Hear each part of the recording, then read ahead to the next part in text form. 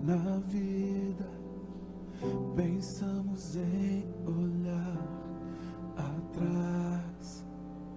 É preciso pedir ajuda para poder continuar. E clamamos o nome de Jesus. E clamamos o nome de Jesus.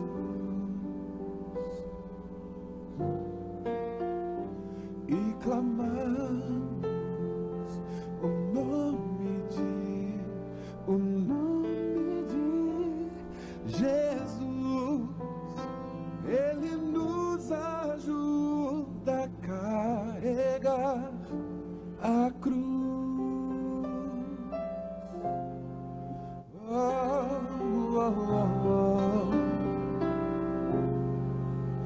Há momentos que na vida pensamos em olhar atrás. É preciso pedir ajuda para poder continuar.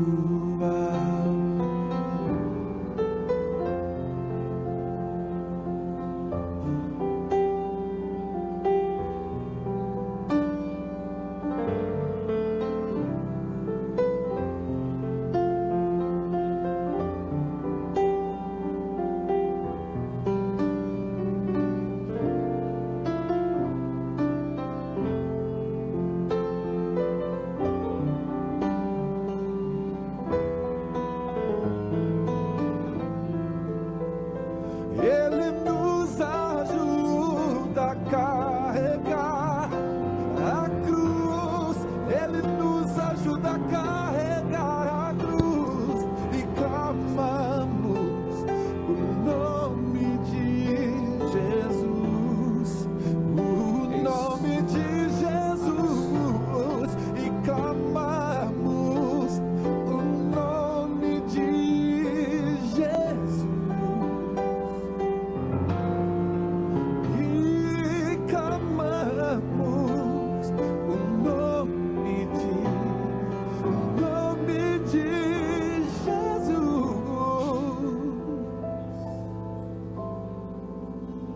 Ele nos ajuda a carregar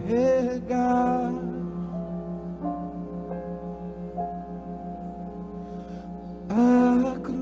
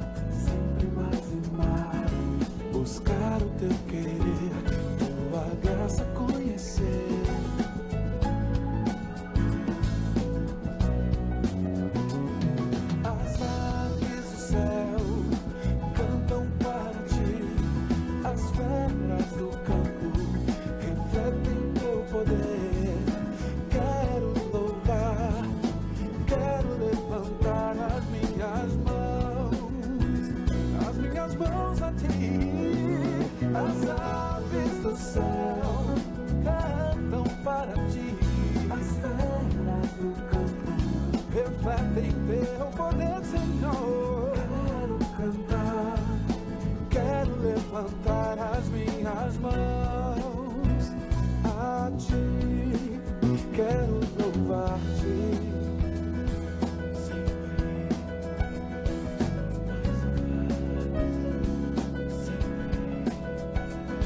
Buscar, conhecer, amar-te.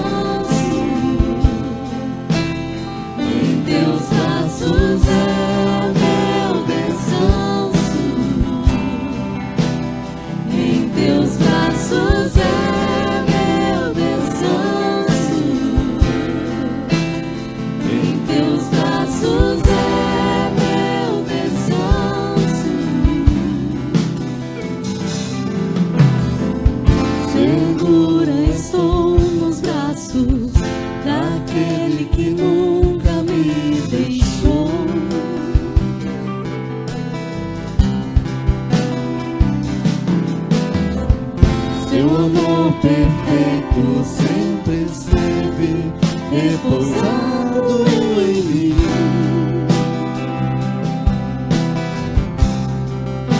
E se eu passar pelo vale, acharei conforto em teu amor, pois eu sei que és aquele que me guarda, me guarda. Em teus braços é meu descanso, em teus braços é meu descanso, em teus braços é meu descanso, em teus braços é meu descanso, em teus braços é meu descanso, em teus braços é meu descanso, em teus braços é meu descanso, em teus braços é meu descanso.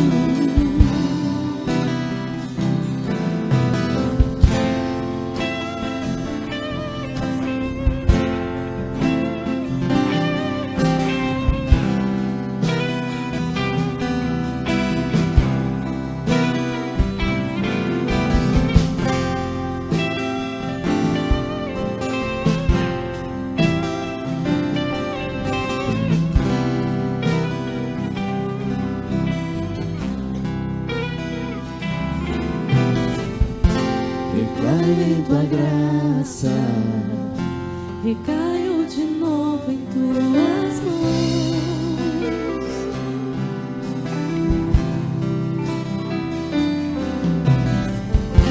Recaio em tua graça,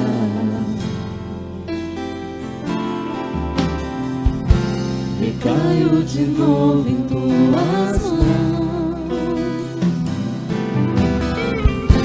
Recaio em tua graça,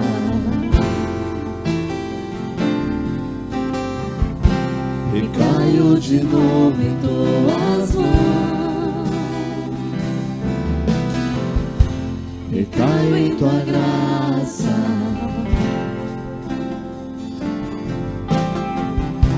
recaio de novo em tuas mãos. E se eu passar pelo vale, acharei conforto em teu amor, pois eu sei que és aquele que me guarda, me guarda. Em teus braços é meu descanso, em teus braços é meu descanso, em teus braços é meu descanso, em teus braços é meu descanso.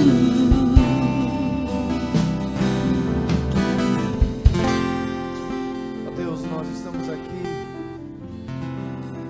agradecidos, ó Pai, por esse teu cuidado maravilhoso sobre as nossas vidas. Obrigado a Deus, porque o Senhor cuida de nós.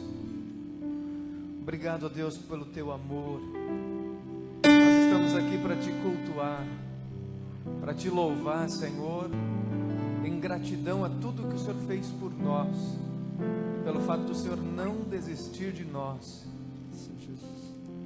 Ó Deus, tu és grande, tu és tremendo, e nós percebemos isso na nossa relação, no nosso relacionamento contigo, através do Espírito Santo, que nos impulsiona a Ti, através de Jesus Cristo, que é o caminho a Ti. Obrigado, ó Pai.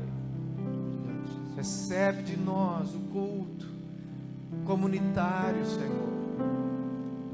E, Senhor, manifesta a Tua presença gloriosa em nosso meio, tocando nos nossos corações, falando aos nossos ouvidos, transformando os nossos pensamentos e convicções que porventura estejam equivocadas. Ajuda-nos a viver daí, portanto, ao sairmos daqui, a verdade plena do Evangelho, a fim de sermos sal e luz desse mundo que está apodrecido. Ajuda a Tua igreja, ajuda o Teu povo, e recebe a nossa adoração, em nome de Jesus. Salmo 51 diz: compadece-te de mim, ó Deus, segundo a Tua benignidade, e segundo a multidão das Tuas misericórdias, apaga as minhas transgressões.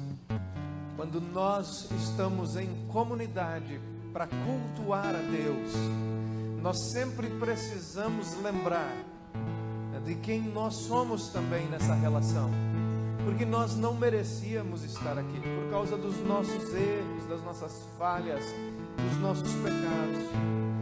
Mas Deus, sendo rico em amor e misericórdia, entrega o seu próprio Filho Jesus para estabelecer um relacionamento amoroso conosco, para nos chamar em Jesus como filhos dele, para nos perdoar em Jesus qualquer, qualquer pecado, para que a gente recomece. E o culto, ele tem essa didática de colocar em nós essa oportunidade que Deus nos deu de recomeçar. Após o perdão dos pecados, após a nossa vida com Deus, nós recomeçamos para a vida eterna. E nós sempre lembramos disso no culto, que Deus nos amou e que Deus nos perdoou e continua a nos perdoar. Queria que você fechasse os teus olhos e reconhecesse isso agora. Faça uma oração de gratidão, mas também uma oração de desafio, porque você é desafiado no culto, você é desafiado na igreja, nesse encontro comunitário, você é desafiado a ter uma vida diferente, a livrar-se dos seus pecados em Cristo Jesus. Então confessa ao Senhor que você é fraco, que você é falho, mas que você recebe a graça no teu coração. Fala com Deus.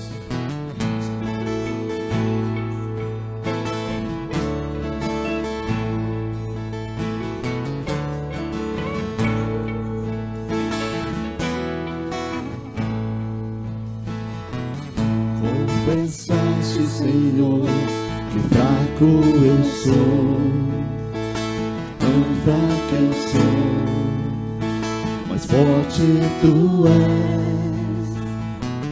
Eu venho a Ti, Senhor, sem nada pra dar, só quero pedir, vem ajuda, meu Deus.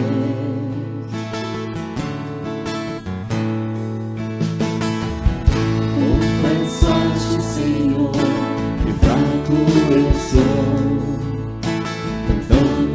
eu sou, mas forte Tu és. Eu venho a Ti, Senhor, sem nada pra dar, só quero pedir, vem ajuda, meu Deus.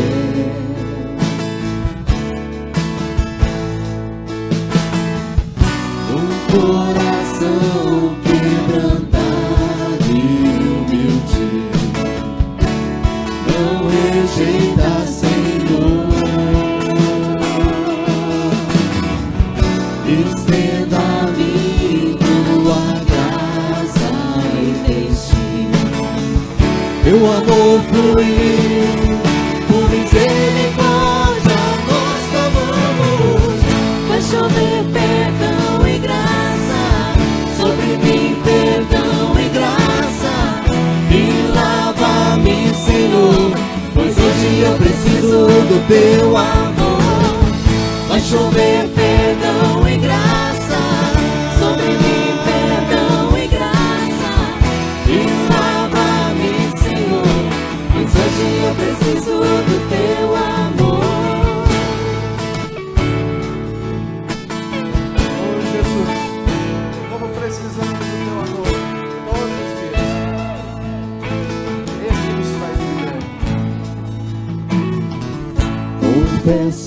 empenhaste, Senhor, que fraco eu sou.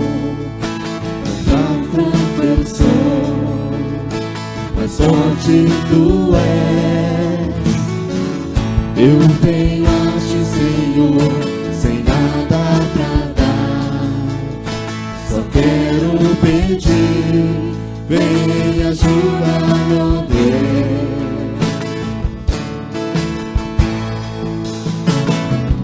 Um coração quebrantado e humilde, não rejeita, Senhor. Estenda-me tua graça e deixe teu amor fluir. Por misericórdia nós clamamos, faz chover perdão e graça sobre mim, perdão e graça, e lava-me, Senhor, pois hoje eu preciso do teu amor. Faz chover perdão e graça sobre mim, perdão e graça, e lava-me, Senhor, pois hoje eu preciso do teu amor. Faz chover perdão e graça sobre mim, perdão e graça, e lava-me, Senhor, pois hoje eu preciso do teu amor. Faz chover perdão e graça sobre mim, perdão e graça, e lava-me, Senhor, pois hoje eu preciso do teu amor. Aleluia! É o perdão, é o amor do Senhor que faz com que a gente continue caminhando com otimismo nessa vida, com os olhos para frente, sem desviarmos-nos do alvo. E assim nós teremos uma vida muito melhor, porque ela não é centrada em nós, é centrada no alvo, que é Cristo Jesus sobre nós. E nós então podendo ser bênçãos às pessoas. Agradeço a Deus por chegar hoje. Estava, como os irmãos sabem, fiz uma viagem, participei de um congresso de pastores no Egito. Fui com o presbítero Luciano, a esposa dele, Samira. Do nosso presbitério aqui foi também o pastor Osni Ferreira, de Fênix. E foram ali momentos maravilhosos. Talvez algumas pessoas viram algumas fotos, né, que a gente foi postando. Teve um momento do turismo, e eu vou dizer para você, só deu para postar essa parte, porque a outra parte é muito perigoso você postar publicamente, porque o cristianismo lá é de fato achacado. Eles não conseguem bons empregos porque eles são perseguidos. Um cristão não pode pregar a palavra a um muçulmano, é contra a lei do país, vai preso, pode até morrer. E se o muçulmano se converter, se não foi ouvindo por acaso a pregação, se tem alguém no meio pregando para ele, vão os dois presos. É uma situação que a gente precisa orar. Mesmo assim, o evangelho cresce, cresce, cresce. Temos uma igreja presbiteriana grande no Egito, a maior igreja evangélica do Oriente Médio é a igreja presbiteriana do Egito. E ela é uma igreja que influencia todo o Oriente Médio, porque tem um programa de televisão, esse programa de televisão acaba indo para vários locais, vários outros países de fala árabe. Hoje a igreja presbiteriana do Egito é a igreja que tem a maior influência na questão dos árabes pela fala árabe. Maioria dos países, as pessoas lá, dos muçulmanos, só falam árabe, então eles conseguem ouvir ali a pregação, e muitos se convertem, mas não é fácil. Então a gente ouviu muitos testemunhos ali, e não pôde reproduzir nenhum, por conta da perseguição. Com o passar do tempo a gente vai contando aqui, mas lá não tinha jeito. Éramos proibidos inclusive de gravar, de tirar fotos das pessoas, ex-muçulmanos, terroristas, enfim, que haviam se convertido ao Evangelho de Cristo Jesus. Então, quero dizer para você que foi uma viagem muito boa, chego muito bem e com talvez muito mais experiências para contar. Aqui muitas vezes a gente foca uma diferença natural, né? A gente foca em pequenos problemas para resolvermos entre nós, como gostos pessoais, e é uma coisa que talvez eles nem saibam o que seja isso. Então, você ter que resolver pequenos problemas assim. Pastores e líderes lá têm que resolver problemas muito complicados mesmo. Por isso que todos estão unidos pelo mesmo objetivo. Eles jogam juntos no mesmo time. Você não vê individualismo. Individualidades, sim, jogando no mesmo time. É bonito de ver isso, e que nesse ponto eu cresci bastante para poder compartilhar com os irmãos aqui. Domingo que vem, o presbítero Luciano vai estar fazendo um momento especial aqui, compartilhando na escola dominical. A gente vai tentar fazer uma classe única aqui, para ele compartilhar algumas experiências e algumas coisas lá que ele pôde. Ele estava anotando tudo lá, ele gostaria de compartilhar. Enquanto isso, também eu vou estar compartilhando com adolescentes ou crianças, juvenis, ali na parte do templo. Então a classe do trilho, que ia começar domingo que vem, se você se inscreveu, ela vai ter mais uma semana para a gente estar começando ela, ok?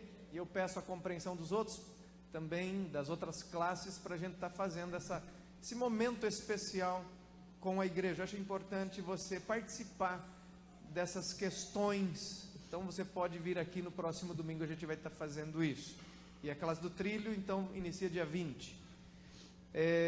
Domingo que vem também, pela manhã, temos um café para as mães. Você, mãe, que quer participar do café, a partir das 8 horas,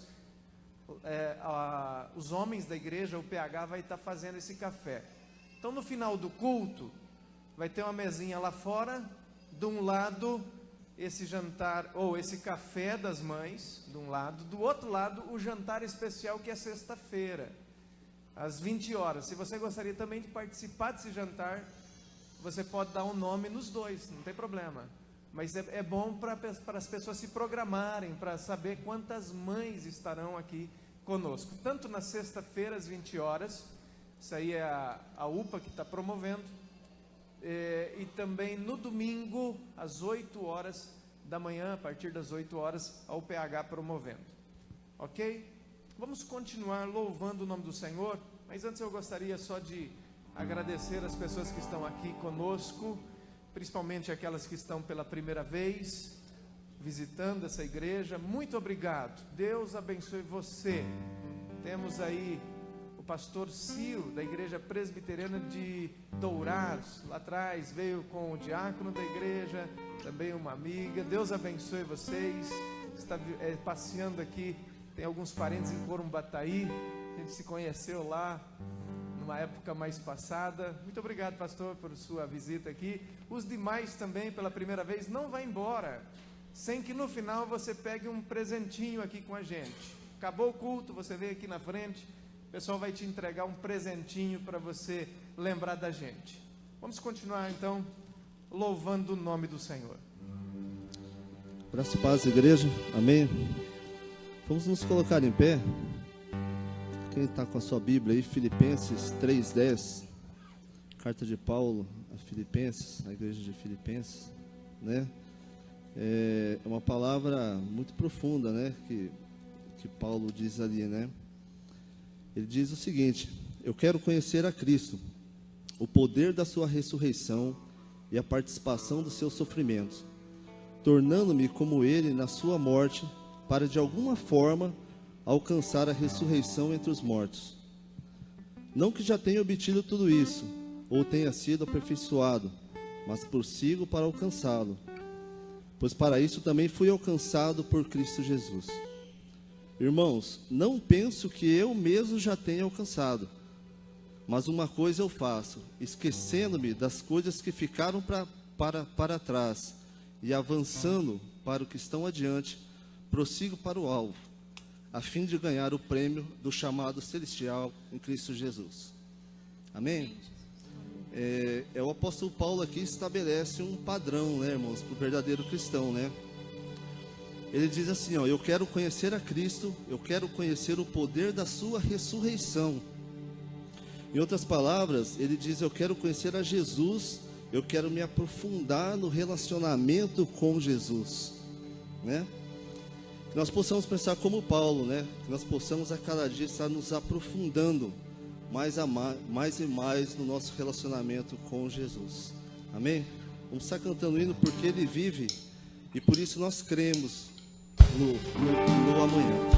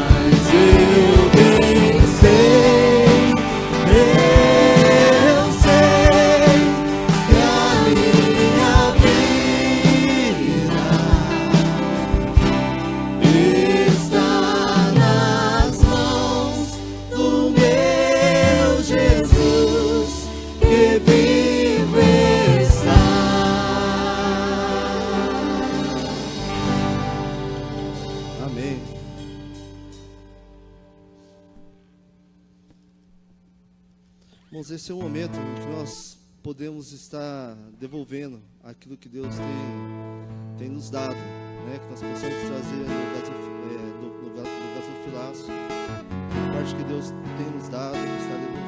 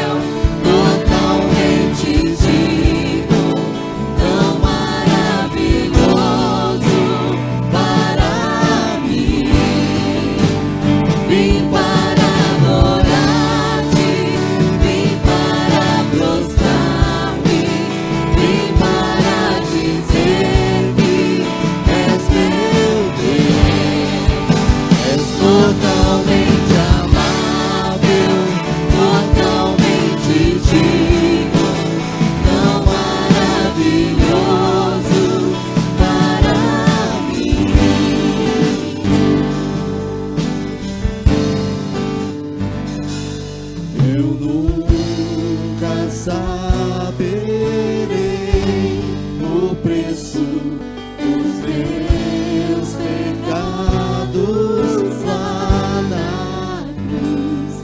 Eu nunca saberei o preço dos meus pecados lá na cruz. Eu nunca saberei o preço dos meus pecados lá na cruz. Eu nunca saberei o preço dos meus pecados lá na cruz. Vim para adorar-te, vim para prostrar-me, vim para dizer que és meu Deus.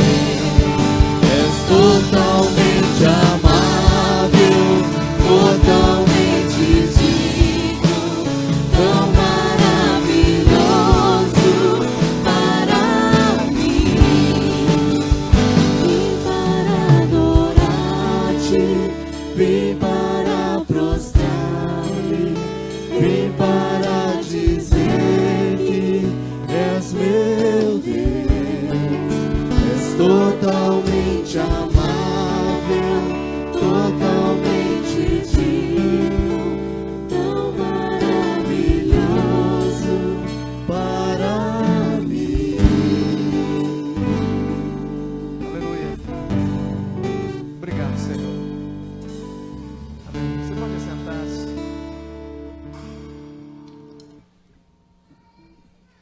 Nesse momento, as crianças até 10 anos poderão sair para o ministério infantil.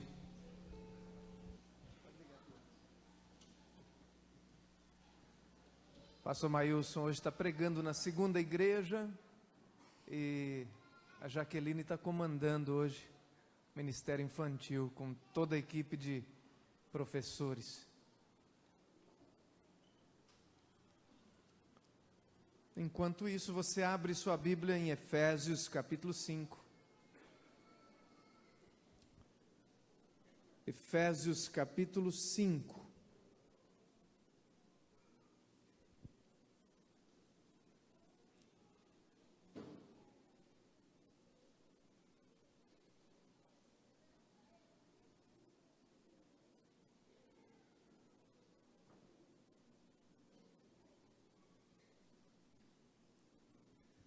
Maio, para nós presbiterianos, é o mês da família, onde pelo menos a temática mais eloquente é a temática familiar. Nós estamos trabalhando às quartas-feiras também. Quarta-feira passada, pastor João já começou falando aqui sobre família. E nas próximas quartas e domingos a gente vai continuar falando nesse mês sobre esse assunto tão importante, tão basilar na nossa vida, tão basilar também na questão da sociedade que nós vivemos, que é essa questão da família. Deus cria a família antes de criar qualquer outra organização, qualquer outra sociedade. Deus próprio cria a família. Então a gente precisa repensar a família. E hoje o meu tema é isso, repensando a família. E eu quero, nesse repensar da família, trabalhar um pouquinho sobre a base da família, que é o casamento, no sentido de relacionamento humano. A gente sabe que a base de tudo é o nosso Deus, Ele é a rocha. Mas para que se comece uma família, então há necessidade de ter um casamento. É assim que Deus fez, desde o princípio. Então abra a tua Bíblia, ou o texto, né? Você já abriu aí Efésios 5, versículos 31 e 32.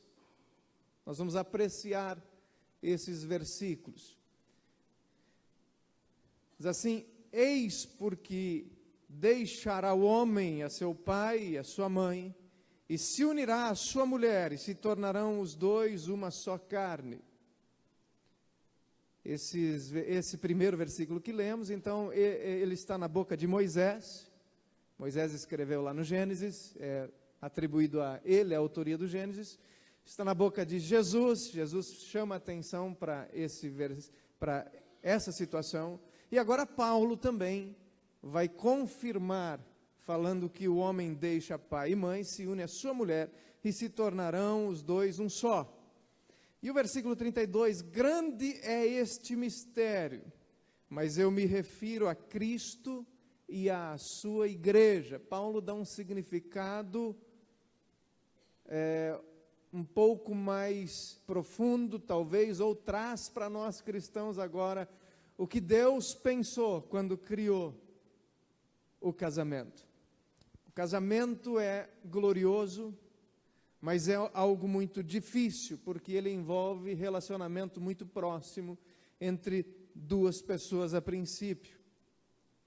É uma força, é uma alegria que arde no coração, trabalha de uma forma efusiva os nossos sentimentos mais íntimos, mas também casamento é movido a suor, a lágrimas, a derrotas humilhantes, mas também a vitórias exaustivas, mas vitórias gloriosas. O casamento não é um conto de fadas.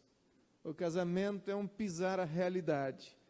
Portanto, irmãos, não é de se surpreender que talvez a única frase aqui do famoso discurso de Paulo, que trabalha sobre casamento, a partir do versículo 22, talvez a única com a qual nós nos identificamos mais seja o versículo 31, que nós então deixamos a casa, nós homens, pai e mãe, nos unimos à mulher, ela também deixa, se une ao marido e nos tornamos um só.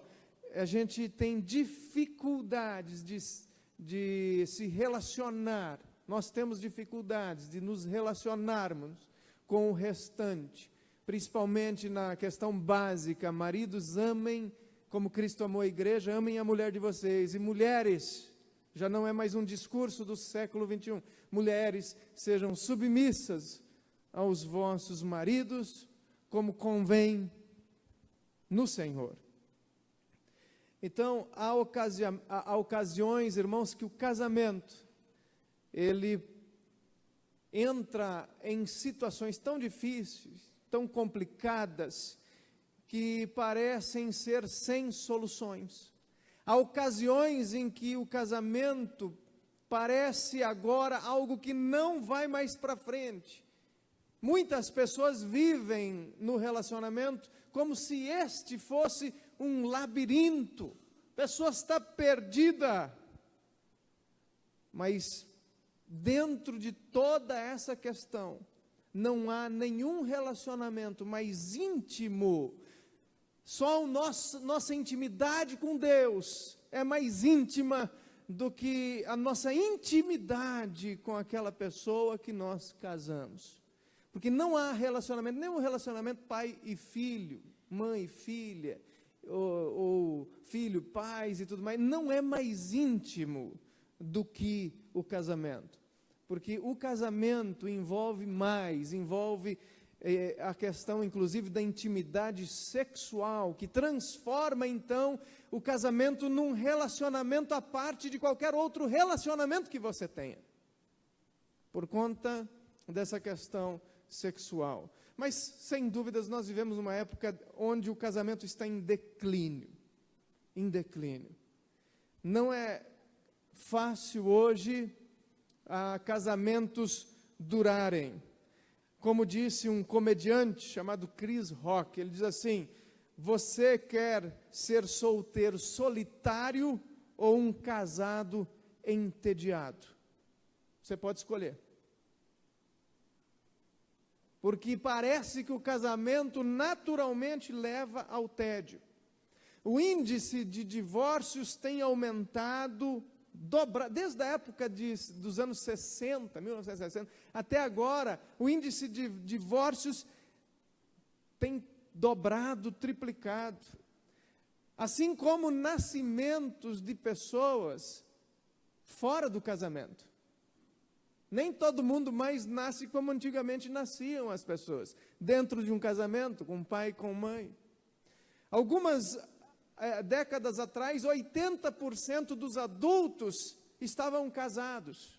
Hoje, menos de 50% dos adultos são casados.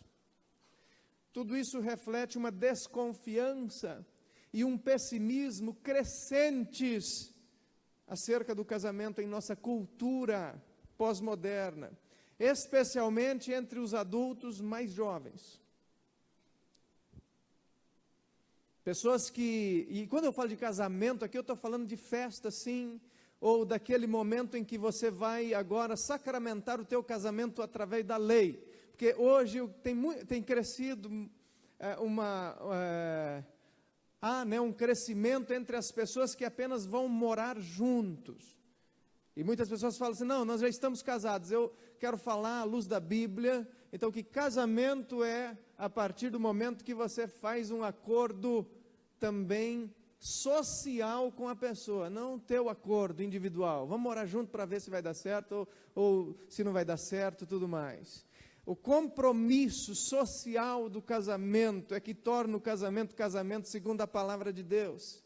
Existe um compromisso individual, mas daqui a pouco, para que você possa levar a tua esposa para a cama, ou para que você, mulher, vá para a cama com aquele homem, há necessidade de um compromisso social. Você pode olhar na Bíblia. Veja, lembra do casamento de Jacó, lá atrás? Ele esperou 7 anos para poder ir para a cama, sacramentar, fizeram uma festa, sacramentaram o casamento, aí houve o momento das núpcias. Se você olhar para Jesus, Jesus estava o primeiro milagre de Jesus é numa festa de casamento, mostrando que sim, porque muitas pessoas dizem, pastor, não está na Bíblia que tem que ser casado pela lei e tudo mais. Olhe nas culturas, elas sempre respeitaram esse tipo de acordo social. As pessoas hoje, elas vão morar juntas, para daqui a pouco ser mais fácil, talvez um deixar o outro, porque o que elas têm medo é que o casamento se torne algo tedioso, como disse o comediante. Então elas procuram um meio termo, vamos morar juntos. E aí a gente talvez não tenha tanto compromisso um com o outro. Se você não me fizer feliz, então eu te descarto. Se eu não te fizer feliz, você me descarta. E essa prática tem crescido exponencialmente nos últimos 30 anos. Hoje, mais da metade dos casamentos, as pessoas, eles se dão, e as pessoas antes disso começam a morar juntos antes. Quase 100% já tem relações sexuais antes do casamento. Eles argumentam, e esses dias eu estava conversando com uma pessoa, e ela argumentou o seguinte, eu falei, mas como é que eu vou saber se essa pessoa é boa? Eu tenho que experimentar antes, porque já vai que eu case, e daí eu me decepcione. O argumento dos jovens hoje, de meninas, de meninos, e aí vai passando um, vai passando o outro, e quando casa, está cheio de problemas emocionais, porque vai ficar comparando, vai ficar lembrando, vai ter dificuldades tremendas emocionais, vai ter que Jesus transformar tudo mesmo, para dar certo. Essa nossa geração está andando por um limiar de muito perigo na questão emocional, relacional. Por isso você vê só hoje, você só vê aumentar o número de pessoas frustradas. A pessoa quer descobrir se o par é compatível, antes de dar aquele salto final em relação ao par. E aqueles que estão namorando e muitas vezes mantêm a vida sexual ativa, um ainda mora na casa do pai, a menina ainda mora com a mãe, mas eles não casam porque eles pensam que aumenta o custo de vida se casarem. Pesquisas comprovam, estudos comprovam, que a saúde física e mental e financeira de quem casa é melhor. Por quê? Porque o emocional da pessoa fica melhor quando ele casa. Um se torna amortecedor do outro quando eles se casam como adultos, quando não são egoístas, quando é aquela questão cristã de casamento, um quer viver para o outro e tudo mais. Então o casamento se torna um amortecedor. As minhas crises, eu vou ter alguém que me ajuda. É melhor andar dois, é melhor serem dois do que um, porque quando um cai, o outro ajuda. Mas hoje, se um cai, o outro já pisa em cima e já vai para outro relacionamento. Quando se casa dessa maneira correta, há cobranças positivas. A pessoa torce por você, você torce por ela, você incentiva, ela te incentiva, e vai e é melhor. Estudos mostram que as pessoas se dão melhor na vida. Então não tenha medo de casar cedo. Quanto mais tarde, vai piorando a situação. O veredito é irrefutável. Ser casado e crescer num lar de pais casados são fatores extremamente positivos para o bem-estar de uma pessoa. Você ser casado e também ter o privilégio de crescer num lugar, você sabe disso, isso é muito positivo para o teu bem-estar e para o teu emocional. Porque hoje nós vivemos uma geração de um idealismo pessimista. Por que o casamento está cada vez mais complicado hoje? Por causa do nosso idealismo pessimista. É uma geração hoje que aprendeu a ter ideais muito grandes em relação a tudo. O meu ideal é, o cara não joga nada, mas ele treina, ele quer ser o Messi, é o ideal, e ele não consegue, ele fica pessimista em relação a tudo. O casamento é igual. Idealismo pessimista. Houve um tempo em que as pessoas acreditavam que o casamento era bom e desejável por si só. Hoje, isso já não é mais o caso. Hoje, 1/3 só das meninas que estão se formando no terceirão, 1/3 só ainda acredita que o casamento é algo bom. 1/3. E dos meninos, nem isso. Por isso eles querem, você coloca 3 opções. Casar certinho vai te fazer feliz? 1/3 acho que sim. Das meninas, dos meninos menos. Vai morar junto, vai te fazer, não, eu prefiro ir morar junto, não vou casar não, vou morar junto. E outros, não, nem vou casar, eu vou ter uma vida sexual ativa porque hoje está fácil. Tanto para homem quanto para mulher. Já percebeu que situação em que está a questão do casamento? Onde surgiu esse pessimismo em relação ao casamento? Onde surgiu essa questão complicada dessa visão estranha à luz da Bíblia, tão distante daquilo que a palavra ensina? É porque as pessoas têm muitas fantasias acerca do relacionamento, do casamento. Isso surge quando na cultura se mudou a função do casamento. Antigamente o casamento tinha uma função definida. A nossa cultura hoje, a visão em relação à função mudou. A finalidade do casamento de hoje não é mais a mesma finalidade para a geração por aí do casamento de um tempo atrás. Olha só, o casamento sempre foi visto ao longo da história da humanidade como um contrato social, uma união contratual social. Muito mais do que uma união individual, uma união de indivíduos. Não, você casava porque esse teu casamento, dentro da coletividade, iria abençoar você, a tua esposa, mas também a sociedade, também a comunidade.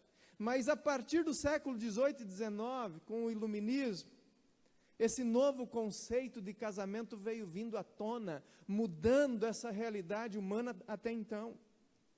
Culturas mais antigas sempre ensinaram que os membros, quando se casavam e precisavam cumprir os seus deveres, aceitar os seus papéis sociais. Agora essa mulher é tua até o fim, agora esse homem é teu até o fim. Vocês têm um papel no coletivo, desenvolvam. Sacrifiquem-se por esse papel. Mas durante o iluminismo, a gente quis ser feliz. E a gente falou, não, eu não quero mais isso. O sentido da vida é outro hoje. Hoje, para que eu vou ficar me sacrificando? Eu quero ser feliz.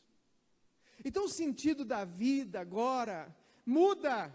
E o indivíduo agora ele passa a ter a oportunidade de escolher o estilo de vida que satisfaz melhor a personalidade dele. Então, ele não mais vive para a comunidade. Ele vive para si.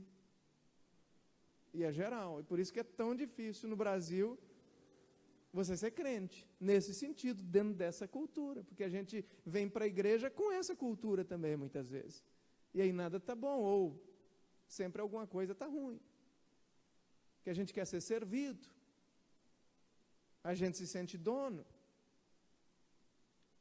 ao invés de encontrarmos sentido na abnegação, no abrir mão das nossas liberdades para a construção de algo, como a família, nós queremos encontrar sentido na satisfação sexual e na plena realização pessoal.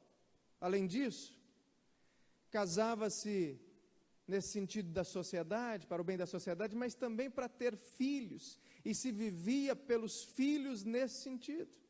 Sacrificava-se pelo bem do outro. O camarada tinha um espírito, uma cultura de servo. Eu sirvo. A minha vida desde pequena é para alguma coisa. Para quê? Para servir.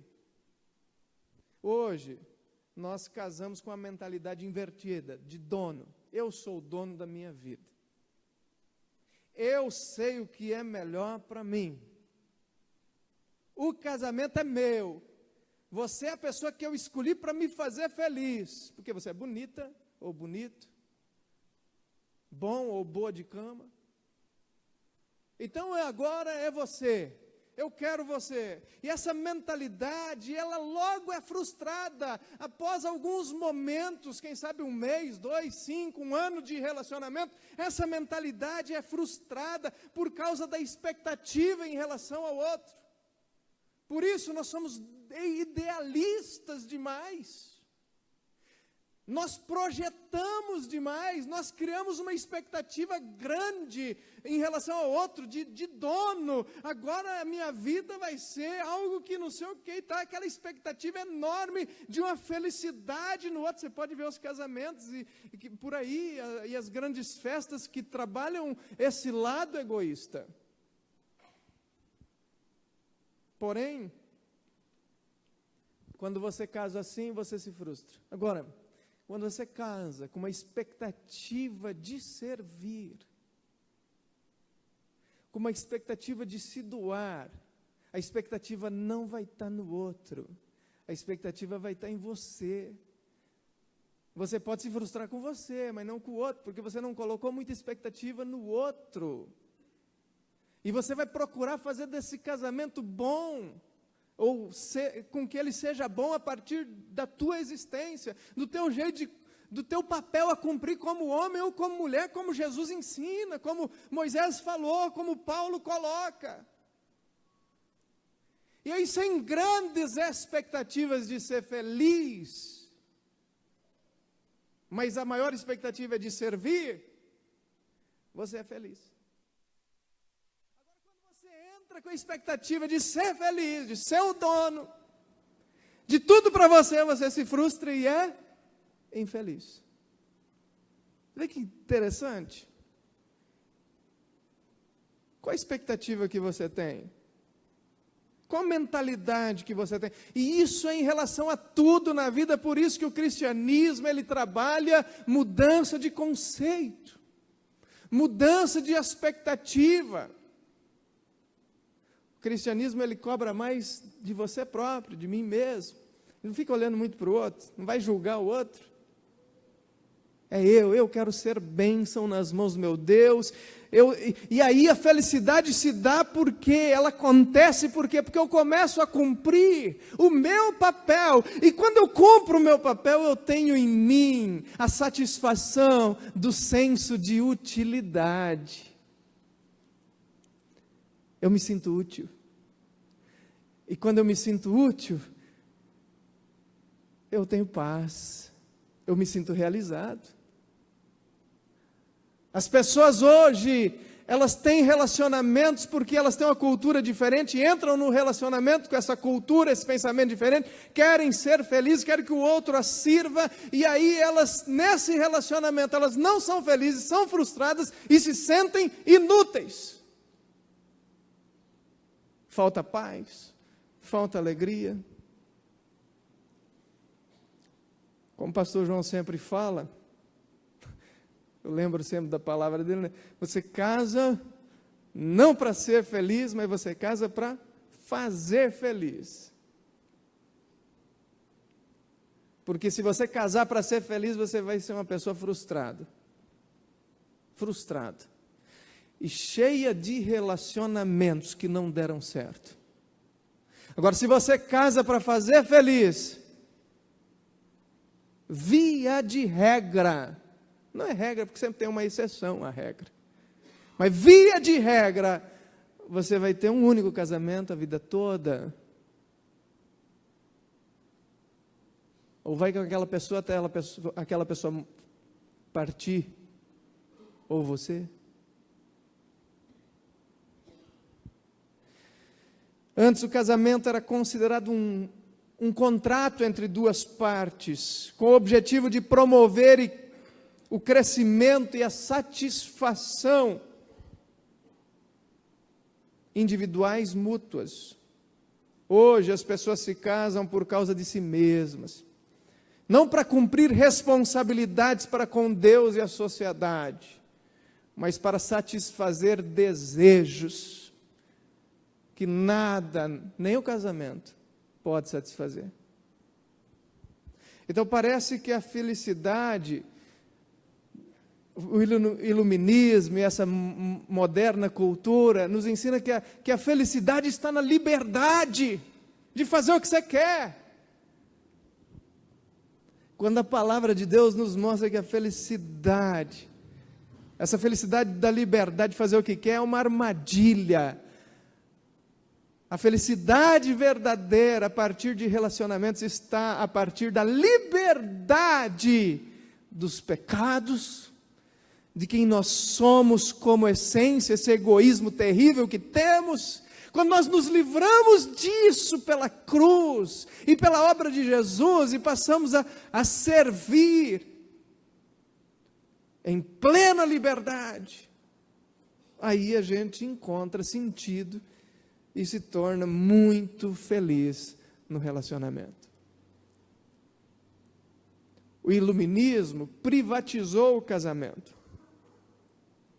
removendo do casamento essa esfera pública. O iluminismo redefiniu o significado do casamento. O casamento agora é para gratificação e satisfação puramente pessoal, individual. Não mais agora pelo bem maior, não mais agora pelo bem comum, não mais agora como forma de glorificar a Deus, não mais agora como forma de ajudar no desenvolvimento do caráter e da educação dos filhos. Então, irmãos, é uma ironia essa questão do idealismo pessimista. É uma ironia, porque o diabo ri da cara de pessoas que tentam fazer dessa forma, como o mundo fazendo assim. E a ironia é isso, o diabo está rindo e está desgraçando a vida de muita gente que quer ser feliz, e vai trocando de companheiro, e vai trocando de companheira, e vai aqui, e não, eu quero primeiro experimentar e tudo mais, e essa coisa que a gente vive hoje. Porque hoje em dia a gente está querendo encontrar alguém que nos aceite como somos e realize os nossos desejos. É assim. É mais ou menos como a gente quer um relacionamento religioso com Deus. Na religião. A gente não quer mudar nada. Que Deus nos aceite como a gente é. A princípio Deus nos aceita, mas Ele vai nos transformando. E Deus realize todos os nossos desejos. E aí existe essa nova cultura, até religiosa, vem do iluminismo. Você vê, mudança na cultura do casamento reflete mudança na cultura, inclusive da religiosidade das pessoas. E o resultado é um conjunto irreal de expectativas frustrantes. Por quê? A tua expectativa é alta. E aí você vive frustrado, vive procurando alguém, e alguém que não existe. Você procura aqui, não acha. Procura lá, não acha. Procura lá, não acha. E não quer, e tem medo de se envolver, porque você não vai ser feliz. Se eu casar com fulano ali que sobrou, não vou ser feliz. Porque a tua expectativa está no outro. Então todos estão à procura de um parceiro bonito, inteligente, que satisfaça todos os desejos emocionais, sexuais, espirituais. Esse idealismo extremo gera esse profundo pessimismo que a sociedade se encontra em relação a casamento. Casamento não é bom. A sociedade vai falar para você, casamento não é legal. Casamento cada vez tem mais complicações. Esse é o motivo porque tanta gente adia o casamento.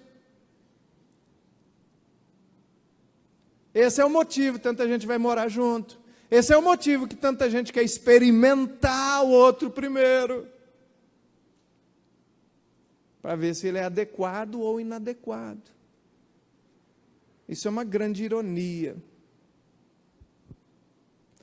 Os conceitos mais antigos, bíblicos, são considerados tradicionais e opressores. E a gente tem que dar uma risada disso, porque isso oprime. Mas aí você olha na prática, quem vive um casamento cristão de servir, vai na casa dele, e vai na casa daquele que quer viver para si mesmo, e faz de tudo só para ser ele agradado e tudo mais. Veja qual casamento é melhor. Veja qual é opressor. Veja, essa palavra opressores, né? Cultura moderna gosta de chamar o pensamento cristão de um pensamento opressor, porque ele coloca a verdade de fato e mostra um caminho, que o objetivo desse caminho não é ser feliz, é ser fiel a Deus, mas a fidelidade a Deus e a felicidade pessoal andam lado a lado. Você não foi criado para ser feliz, você foi criado para ser uma pessoa fiel a Deus, mas saiba que você só vai conseguir encontrar a felicidade verdadeira sendo fiel a Deus. Muitas pessoas vão para o outro lado. Um casamento centrado no ego não dá certo, irmãos, não dá certo.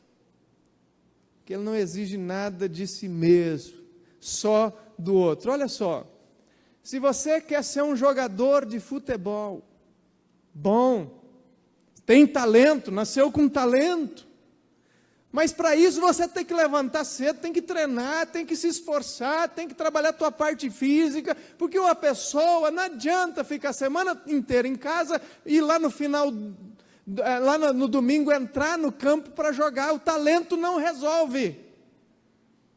Não resolve. Você trabalha, tem um trabalho. Se você não se esforçar para procurar ser um pouco melhor, procurar conhecimento, você pode ter o melhor trabalho do mundo. Se você não fizer por onde, você cai fora, te dão a conta. E o casamento que é a relação mais importante, mais íntima depois da relação que temos com Deus, nós não nos esforçamos. A gente acha que o talento resolve. Não depende de mim, é o outro que não muda. Deus se importa com o casamento. Deus é a pessoa que faz a primeira celebração de um casamento. Quando Deus ali criou Eva e colocou ali à disposição de Adão. E Adão olha para aquela mulher e a ama e diz, olha, finalmente eu tenho alguém com quem compartilhar a minha vida. Então, desde o início, Deus se importa com o casamento. Desde o início, irmãos. E aí Paulo vai trabalhar aqui, nessa questão do texto, uma coisa fantástica. Ele vai falar assim, que o casamento, ele é um mistério, como o relacionamento de Cristo com a sua igreja. Ele é um mistério porque Paulo vai falar assim, maridos, amem as vossas mulheres como Cristo amou a igreja. Lá no versículo 25.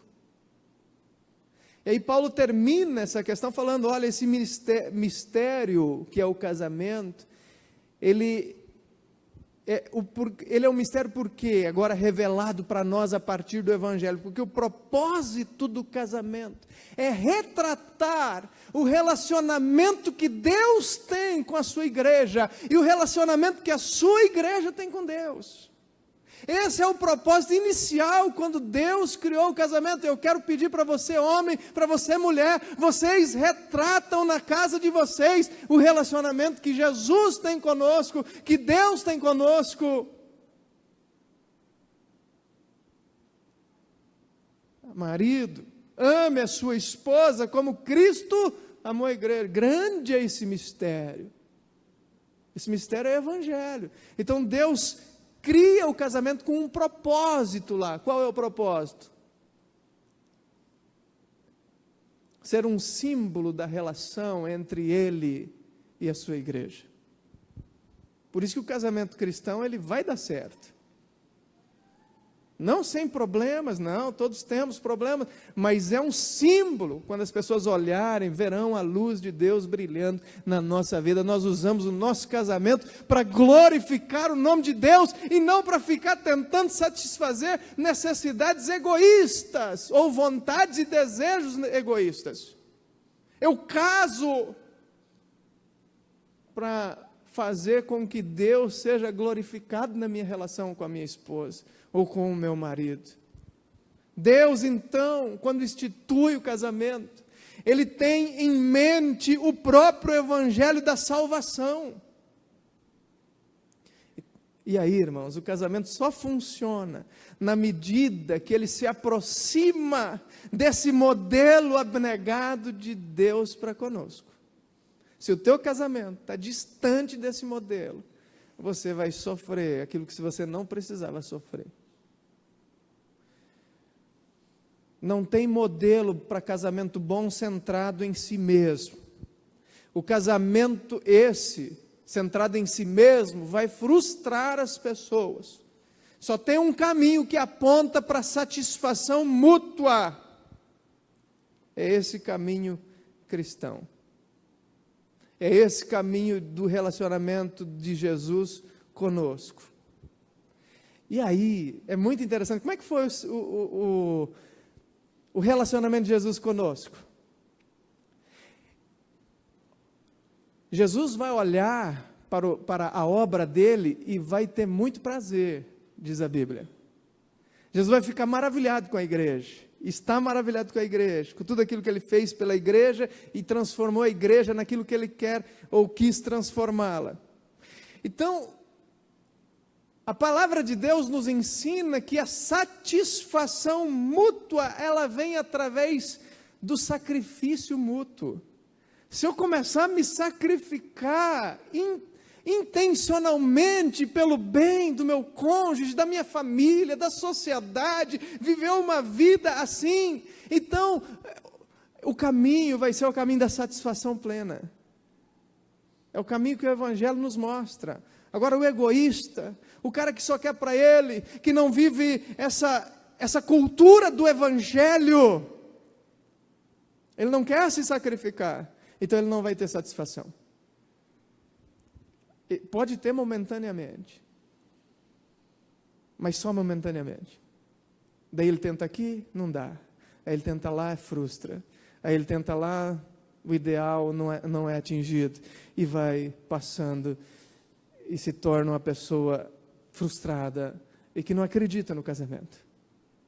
O segredo do casamento bom é o Evangelho. O Evangelho é o modelo para nós. O casamento é penoso, porém maravilhoso, do ponto de vista do Evangelho. Esta é a mensagem do Evangelho, que Deus se deu por nós, que nos amou a tal ponto, nós que não merecíamos. E aí, quando a gente entende esse amor maravilhoso de Deus, como isso é bom, como a gente se sente bem e a gente responde esse amor. Então, marido, mulher, dê amor voluntariamente, a outra pessoa vai responder. Como você responde a Deus em amor? Eu tive agora no Egito, num local chamado a Igreja do Lixão, que fica no bairro do Lixão. E se você está entendendo que é lixão, é isso mesmo, é lixão. É um fedor terrível.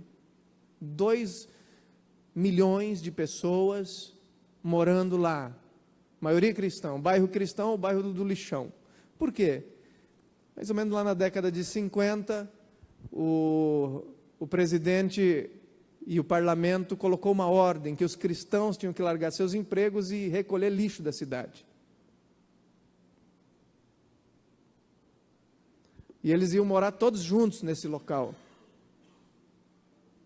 E a casa deles, então, é uma casa aqui, outra ali, tudo emendadinho, umas ruas assim, umas vielas que você vai e entra de carro, aí o carro está vindo lá, o carro está vindo aqui, um tem que voltar para outro passar, e assim, é pinhado de gente, um fedor, e lixo, até hoje eles catam lixo. A maioria daqueles cristãos são coptas, igreja ortodoxa egípcia, muito crentes. E a alegria que eu vi ali, pessoas que têm um espírito de serviço, largaram tudo para catar lixo, quer dizer, eles estão servindo a comunidade, e eles precisam levar o lixo lá no bairro deles, e aí eles aprenderam a reciclar o lixo e tudo mais, enfim, mas ainda é muito fedido, ainda é muito feio, ainda é muito pobre, mas eles têm muita alegria, e a igreja do Lixão, copta, construída bem em cima do morro, num paredão de pedras, onde tem uma caverna enorme, enorme. Eles construíram ali uma igreja meio que a céu aberto, outra metade dentro da caverna, vai subindo a arquibancada, 10 mil pessoas sentadas.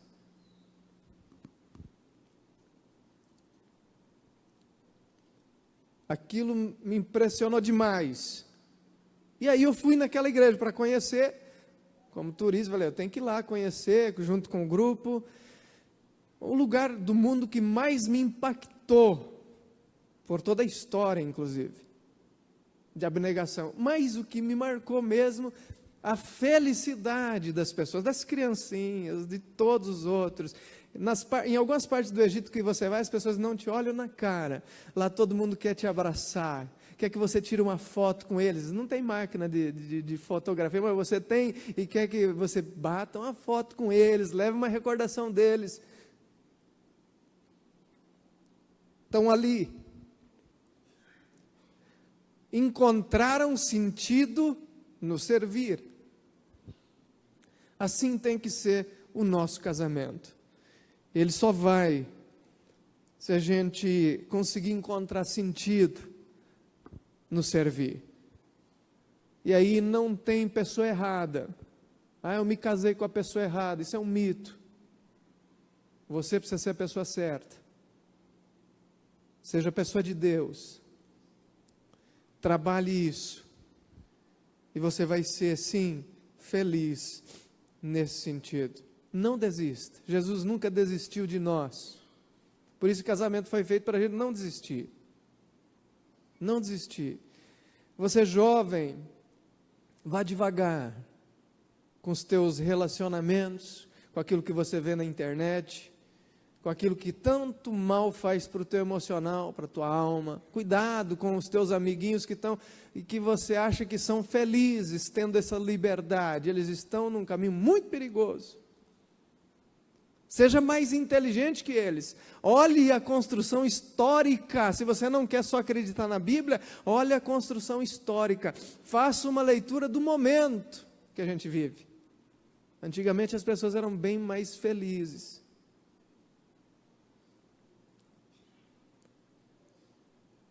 E você gosta de ter pai e mãe? Se relacione bem para que você seja pai e mãe também lá na frente.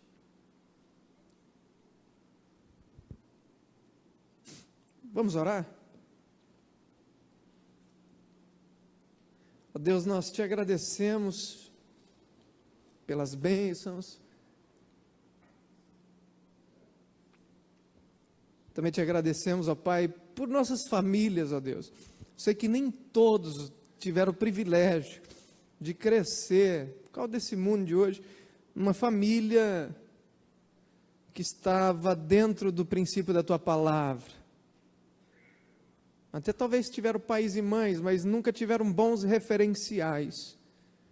Um casamento egoísta, um casamento terrível, onde as pessoas sentem um peso muito grande de estarem casadas. Isso leva a traições, isso leva a um monte de outras coisas. Porque elas quiseram idealizar no outro a solução para a felicidade delas, e isso foi um erro muito grande. Mas dá para voltar atrás. Se as pessoas possam repensar, ó Deus, que possamos nós repensar, sermos uma igreja que influencie e cure a cultura da nossa cidade, do nosso vizinho, da pessoa mais além, e a gente vai aos poucos, e daqui a pouco vai, primeiro da gente, claro, curar nossa cultura, olhar para a tua palavra, e com isso influenciar as pessoas, influenciar, e sermos uma igreja que transforma, porque somos pessoas transformadas. Obrigado, Jesus, por tudo, em nome, e em teu nome oramos. Irmãos, quero convidar os presbíteros a virem à frente, porque esse é o momento da ceia, um momento de demonstração de todo esse amor, até onde Jesus foi por nós, até o inferno, Ele foi por nós. Então, nesse momento, ceia, lembre-se como Jesus viveu e pense que Jesus quer que você também se esforce para viver um pouco mais dele em você. E todos os teus relacionamentos e tudo mais vão ser mudados, vão ser transformados, porque você foi transformado. Não pense em mudar a mentalidade dos outros, mude a tua. Sirva as pessoas e você vai ver o que é ser feliz de fato, quando você encontra esse sentimento de ser útil nas mãos de Deus. Porque quem sabe você pode fazer mais no teu casamento, nessa sociedade. As pessoas que estão à tua volta, elas esperam um pouco mais de você, pode até esperar, não tem problema. Mas você foi colocado ali para dar algo mais. Então talvez você esteja de braços cruzados, achando que a vida está ruim, que está complicada, só olhando para os seus problemas. Para de ser egoísta. Começa a se doar um pouco mais. E aí você vai, até na igreja vai estar participando mais, nos projetos da igreja você vai estar mais junto, tudo mais. Olha, vai mudar muita coisa e você vai se sentir extremamente útil, amado por Deus e amando a Deus. Na noite em que Jesus foi traído, Ele tomou o pão, o partiu e disse: este é o meu corpo que é dado por vós. Fazer isso em memória de mim. Jesus partiu o pão e fez, e na prática, quando morreu na cruz, não só ficou na demagogia. E por semelhante modo ele também tomou o cálice, dizendo: esse é o cálice da nova aliança no meu sangue. Fazer isto em memória de mim. Todas as vezes que vocês comerem o pão e beberem o cálice, vocês estarão anunciando esse sacrifício.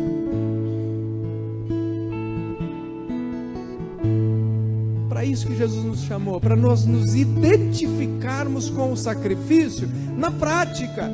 Não só comer e beber o pão, mas na prática a gente se identificar com isso, falando: a minha vida precisa ser um pouco mais como a vida de Jesus. Afinal, Deus me fez feitura dele, de Jesus, para que eu seja diferente, sal e luz do mundo. Ó Deus, nós consagramos esses elementos aqui, ó Pai. Ó Deus, fortalece cada irmão, cada irmã que vai participar agora. Fortalece, ó Deus, a partir da Tua palavra, a partir de uma vida prática diferente, que ninguém saia mais daqui doente, mas fortalecido, ó Pai. E aqueles que ainda não participarão, que ainda não assumiram um compromisso público contigo,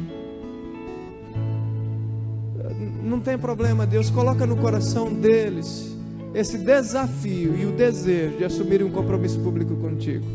Que não se sintam menos, porque não são menos do que ninguém, são amados por Ti também, mas talvez precisam dar esse passo. Então ajuda cada um de nós, em nome de Jesus, amém. Vamos nos colocar em pé, aqueles que vão participar da ceia, e aí você vai comendo e bebendo e assentando-se no seu lugar para facilitar a distribuição, como a gente faz aqui de costume. Comamos, meus irmãos, e bebamos dele, todos nós. Confesso-te, Senhor, que fraco eu sou, tão fraco eu sou, mas forte tu és. Eu venho a ti, Senhor, sem nada pra dar, só quero pedir, vem ajuda, meu Deus.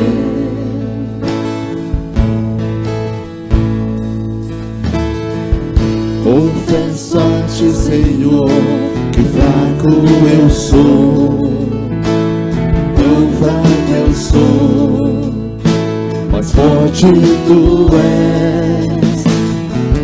Eu venho a ti, Senhor, sem nada pra dar, só quero pedir, vem ajuda, meu Deus.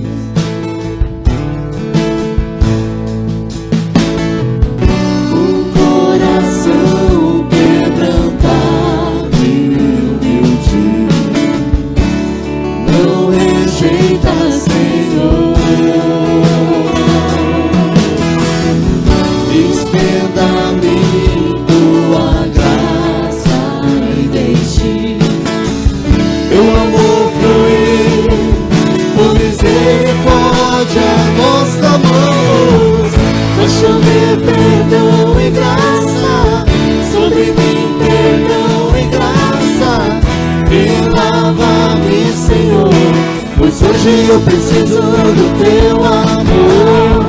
Faz chover perdão e graça sobre mim, perdão e graça, e lava-me, Senhor, pois hoje eu preciso do teu amor.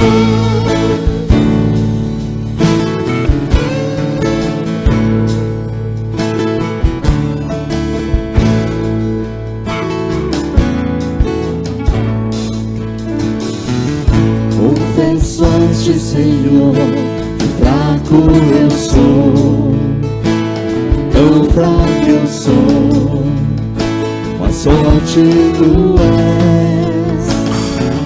Eu venho a ti, Senhor, sem nada pra dar, só quero pedir, vem ajuda, meu Deus.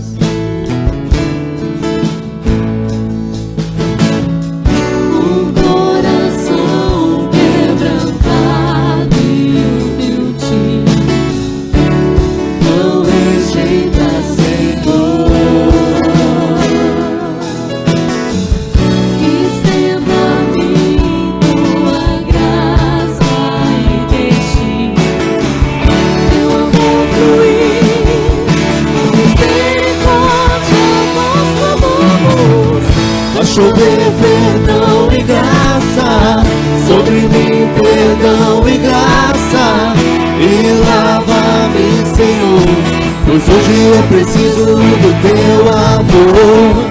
Vai chover perdão e graça, Sobre mim, perdão e graça. e lava-me, Senhor, pois hoje eu preciso do teu amor. Vai chover perdão e graça, sobre mim perdão e graça, Me lava-me, Senhor, pois hoje eu preciso do teu amor.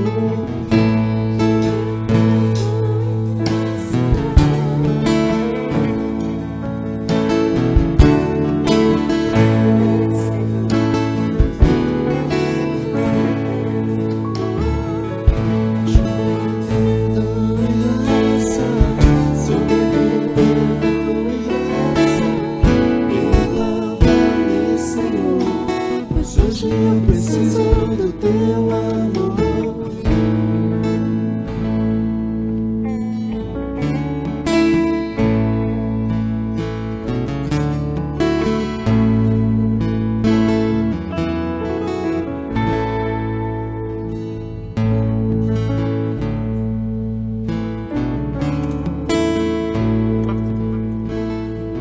Vamos colocar em pé, irmãos. Agora, irmãos, que a graça do nosso Senhor e Salvador Jesus Cristo, o amor infinito de nosso Deus e Pai, consolo, a comunhão, poder, a unção do Espírito Santo, esteja sobre todos vós, sobre todo o povo de Deus, hoje e para sempre. Amém? Dê um abraço no teu irmão. Você que nos visita aqui pela primeira vez, vem aqui à frente, pegar o seu presente. Não rejeita, Senhor.